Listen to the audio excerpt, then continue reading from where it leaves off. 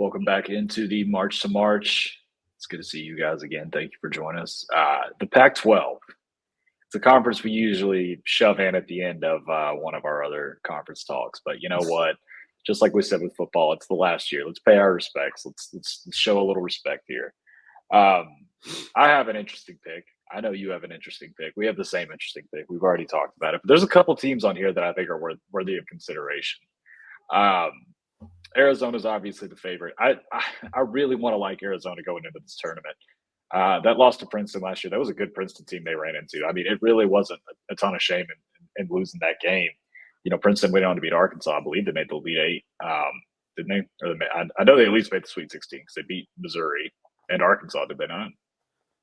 They didn't Maybe beat just Arkansas. Missouri. Who did they beat? They beat They Missouri. beat Missouri. Did they lose to? Oh, they lost to Creighton, is what it was. They beat Missouri and then lost Okay. to Creighton. Regardless, they lost to a good team.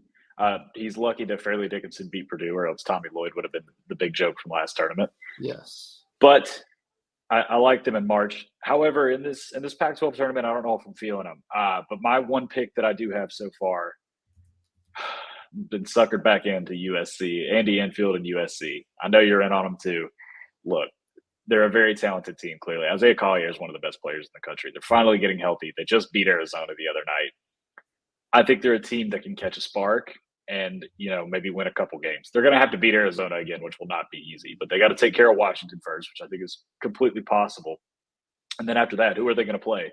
Oregon or UCLA? I think they can easily handle either one of those teams. And then you're in the finals with a nice edge spot. Yeah, it's funny if you just did a blank kind of resume check on all these teams and you just look at the metrics and the numbers and kind of the resumes as they've come. UCL or USC surprisingly is pretty impressive, and they were sitting earlier, literally just earlier today. We're sitting, I think, around 40-1, and I've checked now, and they're up to 25-1 on some places. I got them at 35. Yeah, I think people are starting to figure it out. And they're the 9 seed. They would play Washington the first round, the 8-9 game, and then move on to play the 1 seed Arizona. Arizona's a minus 160. Not really into laying those kinds of prices on teams. Arizona's very good, but Arizona also is totally capable of being beaten. Yeah, this is not a tournament I would lay on the favorites. You know, we've talked about the Big 12 and the Big East. This is not a tournament where I'm front running the favorite. And I like Arizona. I'm on record saying that, but this is one where I think there's a couple teams that are in the mix here, not just USC. Yeah, if you're being forced to lay minus money with a favorite, go check out UConn or Houston. They're next door. They're there for you. Arizona's check out our videos on the Big 12 and the Big East. We'll talk. We went in depth on them already. So the reasoning for USC here is everyone, the casuals who have peeked in every now and then just to see if Bronny sucks, all this stuff. They've seen USC be horrible, and they say this is a USC team. They're horrible. They're not going to do anything. It's like you said, it's a tale of two teams because you've had a team earlier that was completely depleted, beaten up with injuries that's now getting healthy. They're playing really well at the right time. We see it almost like baseball playoffs. You got to be playing right at the right time. Take a look at USC's last 4 losses. They lost in overtime at Cal, a game they were in to the very end. They got killed by Stanford. Because Stanford is just runs and guns and shoots a bunch of threes. They lost to Stanford because Stanford made 16 threes, which is crazy. They lose to Colorado, double overtime, a game USC had led for most of it. And then they lost to Washington State by 3. So you're looking at 3 really close losses, all good losses, all explainable losses. And they've won the other games. They're 4-1 in their last 5. They're playing really well. They just beat Arizona. They are healthy now, and they have legitimate guys. Isaiah Collier is awesome. Boogie Ellis can score. Rodman has been a great defensive big man for them. And this is the team that people thought we were going to get early in the season. I think they were projected to finish 2nd or 3rd in the Pac-12. And here it is. Here's the USC team that you were thinking about. They can beat Washington for sure.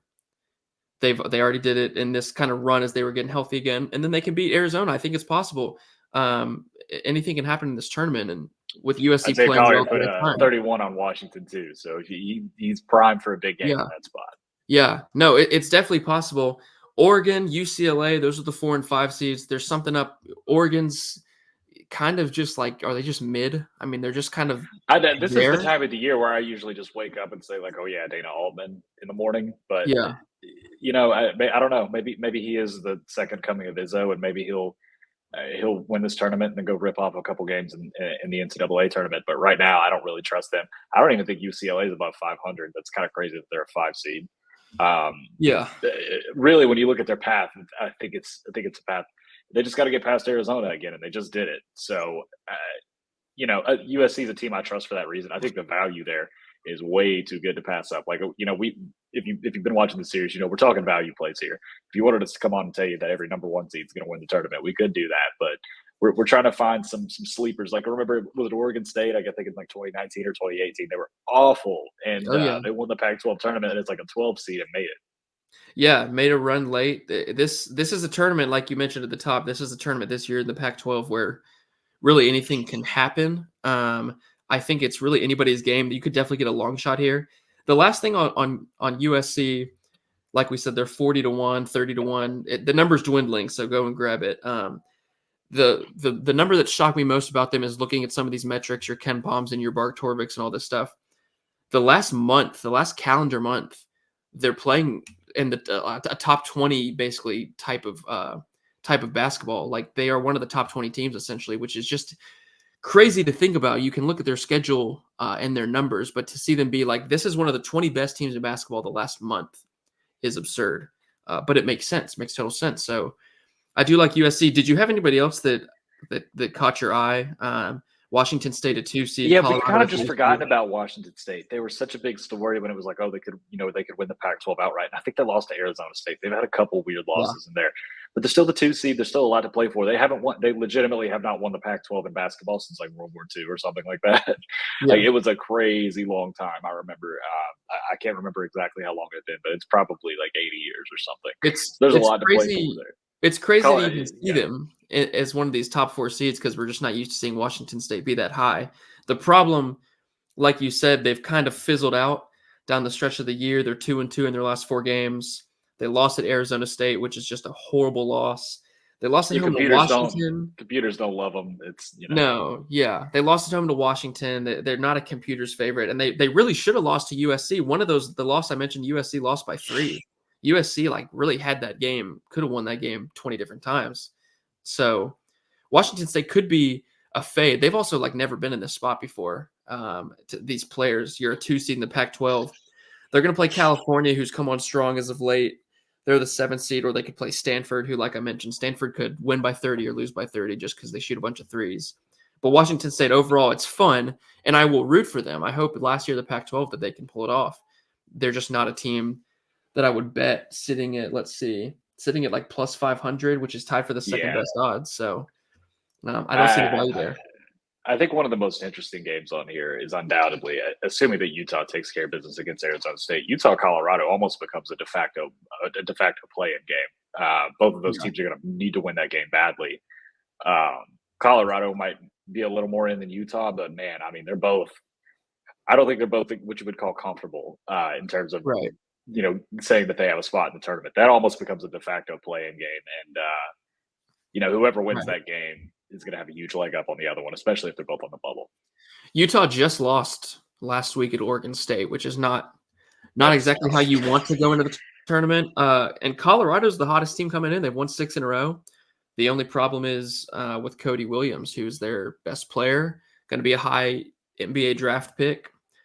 I think he should be back. I'm not sure. I know he's kind of up. His status is up in the air, and they need him. But it's possible that it feels like to look for where the winner will come from. I'd rather. It's funny that like I'd rather stay away from Arizona, but I'm going to pick USC because I think USC could beat Arizona. The bottom half is wide open. I mean, you could legitimately see, like, it would not surprise me if Stanford, the 10 seed, beats Cal, beats Wazoo, and then you're in the semifinals as a 10 seed, and anything can happen. I think the bottom half of the Pac-12 bracket is absolutely wide open. Yeah, I'm gonna go Colorado over UFC. I'm gonna take Colorado. Yeah, to win the tournament. Yeah, I know. I've been Yeah. picking too many 1 seeds. I got to mix it up a little bit. I'm gonna go Look, I Colorado know. over Utah I don't want to keep or taking. USC. I'll agree with you. I'll say Colorado gets to the championship, and they play. I mean, I'll say Arizona just to disagree, so we don't have the same pick. Colorado gets the championship. We're gonna find out if Tommy Lloyd's a true Mark Few Yeah, disciple this coming tournament because the way things are shaping up there, they're not going to have any excuses this year. Yeah. No matter how good whatever Ivy League team they play is. But Mhm. yeah, I'll take Colorado as my champion. So round up, I've got Houston, UNC, UConn, and Colorado. Really going out Colorado. on a limb here. Yeah. That sounds about right. I think it's possible. I think give me Arizona, USC, or Colorado to win the Pac-12. Those are my three picks. Yeah, that's fine. Trust me, that's fine with me. I guess we should round out probably, but I think it's going to be the least interesting conference. Y'all stick around. We're going to have the Big Ten after this. This is going to be a tough one to talk about, but we got a couple conferences left. We're going to do the Big Ten next. Appreciate y'all tuning in as always. We're hoping we're going to make some money this March.